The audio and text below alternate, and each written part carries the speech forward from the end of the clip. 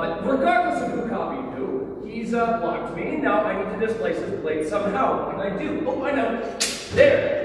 Bring his sword down like that, out of the way. I can now pummel him once, twice, thrice, sending him to the medieval dentist.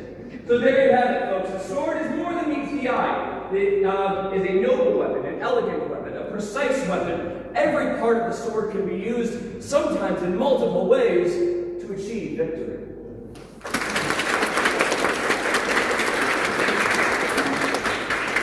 Very well done. Thank you. Right, okay, so how do you know these things?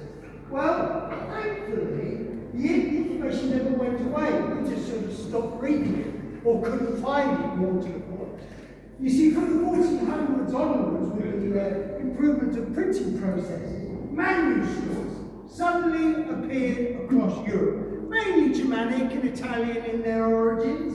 They were written inspired by Fechtmeisters, fight masters, whose job basically was to teach households how to stay alive on the battlefield, or in a tournament ring like this, or in a deadly judicial duel. Now, one of the more famous of those people, mainly because we've got more copies of his manuscript than anybody else's, is a chap called Hans Taloff. Now, the man himself, only little is known. Born in the early part of the 15th century, he went on to become one of the more renowned fight fighters of that period in Germany. He taught aristocracy as well as town guilds. He seems to use his beautiful manuscripts to highlight his fighting methods. It wasn't a how-to book. You couldn't just go to ye olde Waldy, W.H. Smith's, buy a manuscript, become a great swordsman. It's a bit like learning a martial art on YouTube.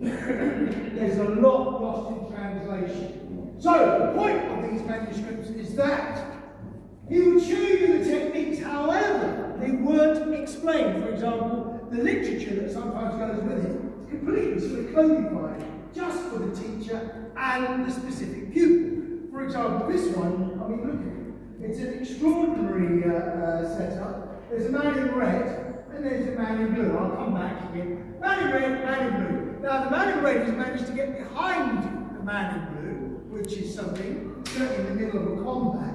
Secondly, he's managed to take control of the man in blue's sword, and now appears to be using them like a set of scissors on the poor man in blue. Now, we as sort of working archaeologists, fight reenactors, are fascinated by these things, so we want as much information as possible. However, like with all these plates, the information is sparse.